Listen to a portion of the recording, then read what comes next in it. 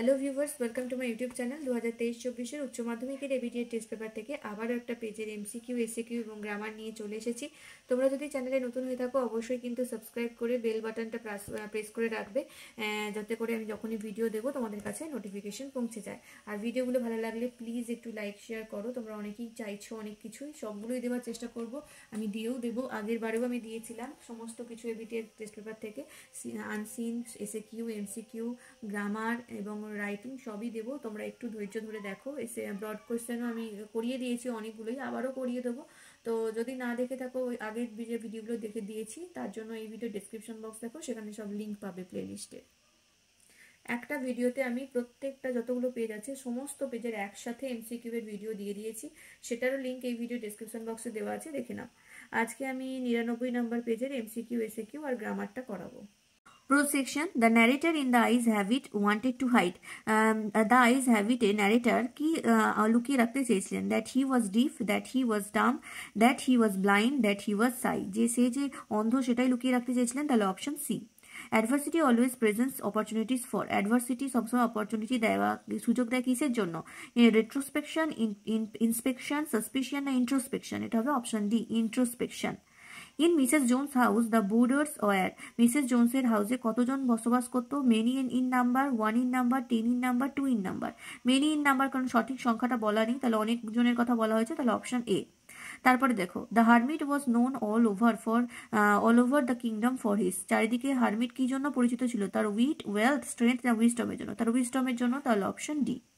এবারে পোয়েট্রির প্রশ্ন। And then it is done, the line refers to. এখানে দেন ইট ইজ ডান বলতে কি বোঝানো হয়েছে? Killing a tree, planting a tree, healing touch না নাইস পার্টি? এটা গাছকে হত্যা করার কথা বলা হয়েছে, তাহলে option A, killing a tree. The soldier sleeps in, the soldier ঘুমোচ্ছিল নাইট, টুয়াইলাইট, ডাস্ক না সানলাইট? সূর্যের আলোর মধ্যে, তাহলে option D. According to Shakespeare death has no control over. শেক্সপিয়ারের মতে মৃত্যুর কিসের ওপর কোনো কন্ট্রোল নেই? The young person, the poet, beauty নাকি পোয়েট্রি? পোয়েট্রির উপর কোনো কন্ট্রোল নেই, তাহলে option D. Who enjoy summer's luxury in the poem the poetry of art? The poetry of art কবিতায় সামার্স লাক্সারি এনজয় করেছে কে? A song bird, a the cricket, the grass offer, the poet? Summer's luxury enjoy করে grass অফাররা, তাহলে option C. এবারে drama. The proposal was originally written in. Proposal যে ড্রামাটা, সেটা অরিজিনালি কোন ভাষায় রচিত? ইংলিশ, জার্মান, ফ্রেঞ্চ না রাশিয়ান? এটা হয়ে যাবে option D, Russian. Lomov jumps in his sleep like a. Lomov ঘুমের মধ্যে কিসের মতো করে লাফিয়ে ওঠে? ডগ, লুনাটিক, র্যাবিট না ফক্স? ঘুমাতে ঘুমাতে লুনাটিক বা পাগলের মতো লাফিয়ে ওঠে, তাহলে option B. Lomov suffers from, লোমবের কি রোগ রয়েছে? প্যালপিটেশন, ফিভার, কফ না কোল্ড? প্যালপিটেশনস রয়েছে, তাহলে option A. Natalia was wearing a. Natalia কি পরেছিল? ফ্রক, নেগলিগি, রোব না শার্ট? নাতালিয়ার নেগলিগি পরেছিল, তাহলে অপশন বি হবে সঠিক উত্তর। এবারে দেখো এসএকিউ প্রোজ থেকে। 1 নম্বর প্রশ্ন। What problems did the tsar face when he woke up in the hermit hut? যখন হারমিটের কুঁড়ে ঘরে জার জেগে উঠলো ঘুম থেকে, তখন কি প্রবলেম ফেস করলো? উত্তর লিখবে, when the tsar woke up in the hermit's hut he faced a problem to remember where he was or who was the strange bearded man lying on the bed and gazing intently at him with shining eyes. বানানটা ভুল আছে, দেখে নেবে। তাহলে কি বলছে না, যে প্রবলেমটা ফেস করলো যার হারমিটের কুঁড়ে ঘরে ঘুম থেকে ওঠার পরেই, সে যার একটু সময় নিল বা ভুলে গেছিল, ঠিক করে মনে করতে পারছিল না যে সে কোথায় আছে, এবং সামনে যে অদ্ভুত একটা দাড়িওয়ালা মানুষ তার দিকে একদৃষ্টে তাকিয়ে আছে, সেই বা কে? তো প্রথম প্রবলেম এটি ফেস করেছিল, প্রথমে হঠাৎ করে মনে করতে পারেনি। তারপরে প্রশ্ন। What according to Kalam's father does adversity present? কালামের বাবার মতে অ্যাডভার্সিটি বা সমস্যা আমাদের কাছে কি প্রেজেন্ট করে? উত্তর লিখবে, according to Kalam's father adversity always presents opportunities for introspection. কালামের বাবার মতে অ্যাডভার্সিটি আমাদের সবসময় অপরচুনিটি দেয় ইন্ট্রোস্পেকশনের জন্য। নেক্সট প্রশ্ন। What moral advice does Mrs Jones give two the বয়? কোন নৈতিক জ্ঞান বা কোন নৈতিক উপদেশ মিসেস জোন্স দিয়েছিল ওই ছেলেটিকে? উত্তর লিখবে, Mrs Jones gave a moral advice to the boy by saying not to steal anyone's parts and to behave properly. কি বলেছিল? একটা নৈতিক যে আদেশ বা উপদেশ দিয়েছিল ছেলেটিকে, সেটা হচ্ছে আর অন্য কারোর পার্টস যাতে সে চুরি না করে, এবং সে যাতে প্রপারলি বিহেভ করে, ঠিকঠাকভাবে যাতে আচরণ করে। পরের প্রশ্ন। Where would the narrator be going to from Dehra? Dehra থেকে বক্তা কোথায় যাবে? উত্তর লিখবে, the narrator would be going to Mussoorie hill from Dehra. মুসৌরির পাহাড়ে যাবে বক্তা দেরা থেকে, তাই দেরা থেকে মুসৌরির পাহাড় পর্যন্ত যাবে বক্তা। Next, who were the most important men for the jar from the time of his reaching the hermit's hut to the time of his departing from there? তাহলে যখন বক্তা বা জার হারমিটের কুঁড়ে ঘরে গেল এবং যখন কুঁড়ে ঘর থেকে ফিরে এলো, সেই সময়ের মধ্যে তার সব থেকে ইম্পর্টেন্ট বা গুরুত্বপূর্ণ ব্যক্তি তার কাছে কে কে ছিল? উত্তর লিখবে the most important men for the tsar at the time of the reaching at the time of his reaching the hermit's hut was the hermit himself and the bearded wounded man at the time of his departing from there.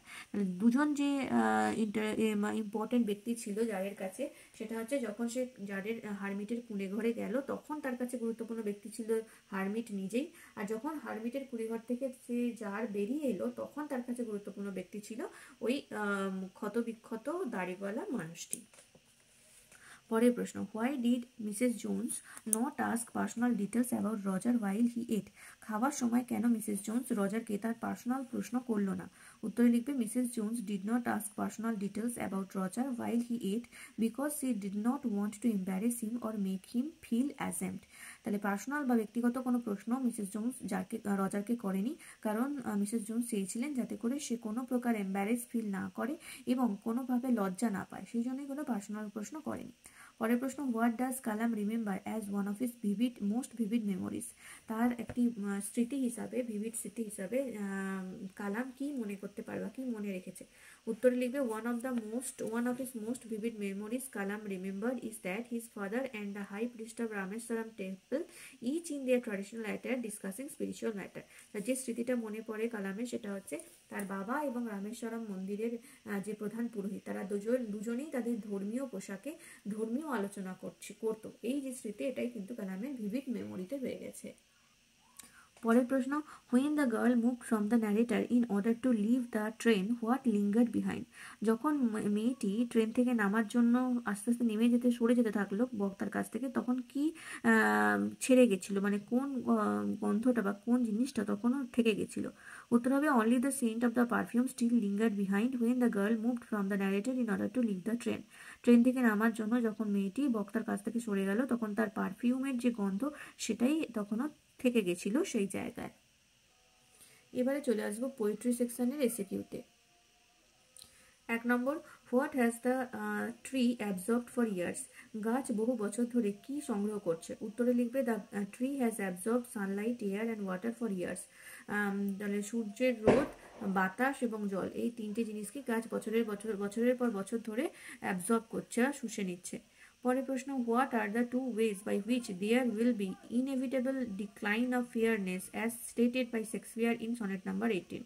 Sonnet number 18-এ কবি Shakespeare যে বলেছেন যে এমন দুটো জিনিস আছে যার জন্য যে কোনো সুন্দর জিনিস তার সৌন্দর্য হারায়, সেই দুটো জিনিস কি কি? উত্তর লিখবে by chance or by natural flow of time are the two ways by which there will be inevitable decline of fairness as stated by Shakespeare in sonnet number 18. কবি বলেছেন এখানে যে দুটো জিনিস, যেটা হচ্ছে চান্স এবং সময়ের বয়ে যাওয়া, মানে সময় এবং চান্স, এই দুটোই কিন্তু আমাদের যে কোনো জিনিসের সৌন্দর্যকে শুষে নেয় বা যে কোনো জিনিসের সৌন্দর্য হারিয়ে যায় এই দুটো জিনিসের জন্য। পরের প্রশ্ন, what is the effect of the hot sun? প্রচণ্ড উত্তপ্ত সূর্যের রোদে কি এফেক্ট হচ্ছে? উত্তরে লিখবে as the effect of the hot sun all birds become exhausted, they can't sing and took shelter in a cooling shade of trees. প্রচণ্ড উত্তপ্ত সূর্যের যে ফল সেটা কি হচ্ছে, তার ফলে গাছের সমস্ত পাখিরা একেবারে টায়ার্ড হয়ে যাচ্ছে, এক্সস্টেড হয়ে যাচ্ছে, তারা আর গান গাইতে পারছে না এবং তারা গাছের শান্ত শীতল ছায়ায় আশ্রয় নিচ্ছে। পরেরটা দেখো, what is suggested by the word হলো? এই হলো ওয়ার্ডটা দিয়ে কি বোঝানো হচ্ছে? উত্তর হবে the beautiful green valley that lies between the mountains is suggested by the word হলো। সুন্দর যে সবুজ উপত্যকা যেটা মাউন্টেন বা পাহাড়ের মাঝে অবস্থিত সেটাকেই হলো বলা হচ্ছে। পরেরটা, where are the feet of the soldier? সৈনিকের পাটা কোথায় রয়েছে? উত্তর, the soldier's feet are among the flowers in the valley. উপত্যকার ফুলেদের মাঝে সৈনিকের পা দুটো শায়িত রয়েছে। Next, who takes the lead in summer luxury? গ্রীষ্মকালে কে প্রধান রোল প্লে করে? উত্তর, the grasshopper takes the lead in summer's luxury. Grasshopper বা ঘাসফড়িং গ্রীষ্মকালে প্রধান রোল বা প্রধান চরিত্র নেভায়। পরের প্রশ্ন, what will make the beauty of the poet's friend eternal? কবির বন্ধুর সৌন্দর্যকে কোন জিনিসটা চিরন্তন করে রাখবে? উত্তরে লিখবে the poem composed by the poet will make the beauty of his friend eternal. যে কবি লিখছেন সেই কবিতার লাইনের মাধ্যমে কিন্তু কবির বন্ধুর সৌন্দর্য চিরন্তন বা শাশ্বত হয়ে থাকবে। নেক্সট প্রশ্ন, how is the valley illuminated in asleep in the valley. Asleep in the valley কবিতায় কিভাবে উপত্যকাটা ইলুমিনেট হয়েছে। উত্তর হয়ে যাবে the valley is illuminated by the bright sun rays that stream down the mountain in asleep in the valley. যে সূর্যের আলো একেবারে পাহাড়ের উপর থেকে উপত্যকায় এসে পড়ছে, সেই সূর্যের উজ্জ্বল আলোর দ্বারাই উপত্যকাটা ইলুমিনেটেড হচ্ছে অ্যাসলিপ ইন দ্য ভ্যালি কবিতায়। এবারে আমরা চলে আসবো 101 নাম্বার পেজের গ্রামার সেকশনে। এখানে প্রথমে 4 দাগের এতে আছে do as directed. 1 number, I wanted a pair of blue suede shoes, said the boy. Turn into indirect speech. উত্তর হবে the boy said that he wanted a pair of blue suede shoes. তারপরে but this alone won't do it. Change the voice change করলে হবে but it won't be done by this alone. পরেরটা, when I was old enough to speak questions, I asked my father about the relevance of prayer. Change into simple sentence. এটাকে simple sentence বা সরল বাক্য করতে হবে। তাহলে এটা লিখবে being old enough to speak questions, I asked my father about the relevance of prayer. পরেরটা দেখো, one should always attend to all that was going on. Turn into a negative sentence. এটাকে নেগেটিভ সেন্টেন্স করতে হবে। উত্তর হয়ে যাবে one should never be inattentive to all that was going on. পরেরটা, few girls can resist flattery. Use noun form of resist. resist এর noun form ব্যবহার করে রিরাইট করতে হবে। উত্তর হবে few girls have resistance against flattery. পরেরটা দেখো, the jar with the hermit self carried the wounded man into the hut and laid him on the bed. এটাকে স্প্লিট করতে হবে। তাহলে এটা স্প্লিট করলে তিনটে সেন্টেন্সে স্প্লিট করেছি। দেখো, প্রথমটা the jar carried the wounded man into the hut, তারপরে 2 নম্বর sentence he laid him on the bed, 3 নম্বর sentence the hermit helped the jar to do so। তিনটে সেন্টেন্সে আমি এটাকে স্প্লিট করলাম। এবারে বিয়ের দাগের article preposition. Dash reply dash the first questions. এটা হবে in reply to the first questions the some said that to know dash right time. তাহলে এটা হবে to know the right time dash every action. এটা হবে for every action one must draw up dash advance. এটা হবে in advance dash time table dash table of days. এটা হবে এ table of days. তাহলে প্রথমে একটা ইন, তারপর একটা টু, তারপর একটা দ্য, তারপর একটা হবে ফর, তারপর একটা আবার ইন, তারপর একটা এ। এবারে সি এর দাগের error correction. The boy said I didn't aim at. এটা হবে the boy said I didn't aim to. তাহলে অ্যাটের বদলে হবে টু। তো আজকের ভিডিওটা এই পর্যন্তই, আশা করি বুঝতে পারলে। পরবর্তী ভিডিওতে নেক্সট পেজ নিয়ে চলে আসবো এমসিকিউ এসিকিউ গ্রামার। তোমরা এইভাবেই চ্যানেলটা ফলো করতে থাকো। আর ভিডিওগুলো ভালো লাগলে একটু লাইক শেয়ার করো আর কমেন্ট করে জানাও কেমন লাগছে। Thank you.